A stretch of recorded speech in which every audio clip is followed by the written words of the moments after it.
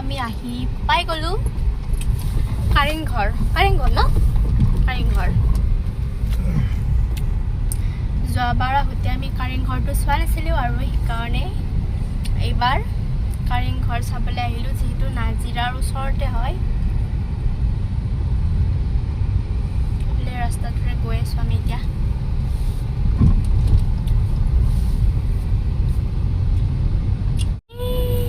দেখিছেনে আপোনালোকে আহি পাই গলো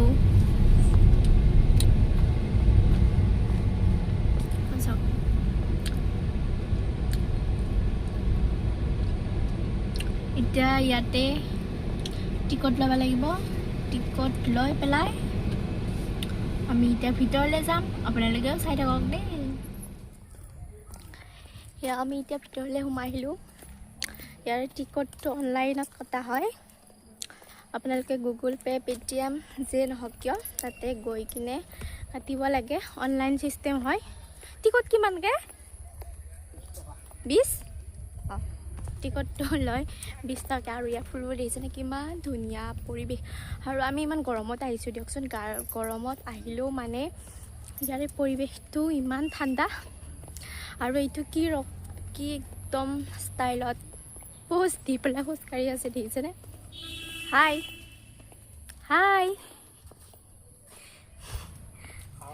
কেনেকুৱা লাগিছে তোমাৰ ভাল লাগছি আমাৰ এই কামৰূপীয়া ভাষা মাৰি আছে ভাল লাগছি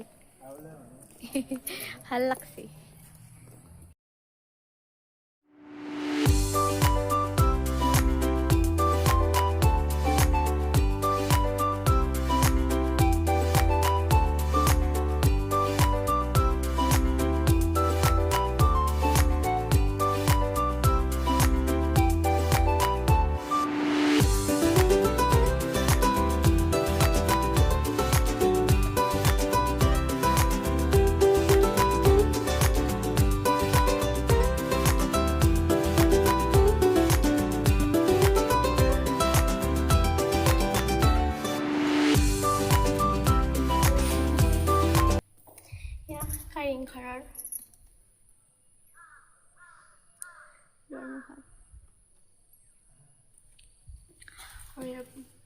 চাগে বাহিৰৰ পৰিৱেশটো মানে ইমান ধুনীয়া আৰু পুৰা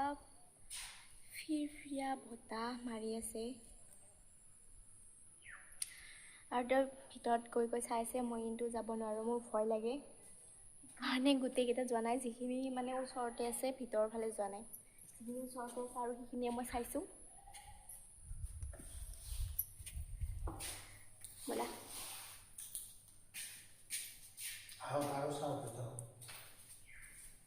ব'লক তেওঁ দেখুৱাব আপোনালোকেও চাই থাকক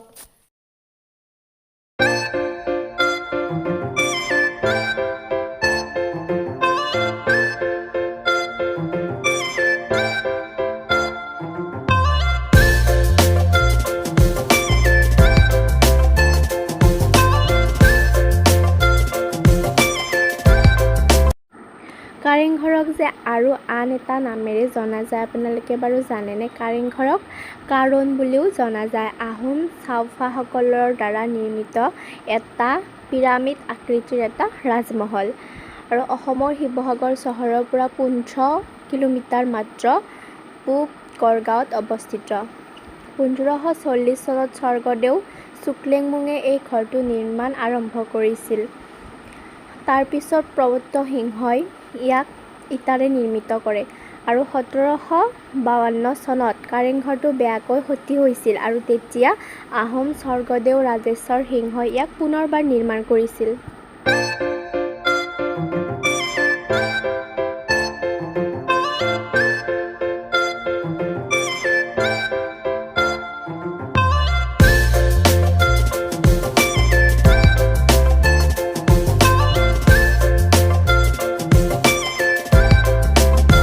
যদিও মই শিৱসাগৰলৈ আহিছিলোঁ কিন্তু মই কাৰেংঘৰলৈ অহা নাছিলোঁ আৰু কাৰেংঘৰ মই আজিয়ে প্ৰথম দেখিলোঁ আহি বহুত ভাল লাগিলে আজিলৈ ভিডিঅ'টো ইমানেই যদি মোৰ ভিডিঅ'টো ভাল লাগিলে তেতিয়াহ'লে লাইক কমেণ্ট শ্বেয়াৰ কৰি দিব আৰু মোৰ চেনেলটো ছাবস্ক্ৰাইব কৰিবলৈ নাপাহৰিব আৰু যিসকলে মোৰ চেনেলটো ছাবস্ক্ৰাইব কৰিছে তেওঁলোকক বহুত বহুত ধন্যবাদ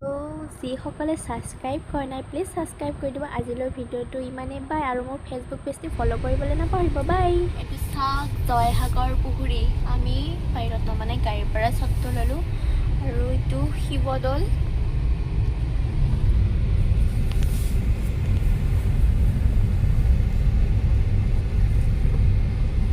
জয়দৌল, শিৱদৌল।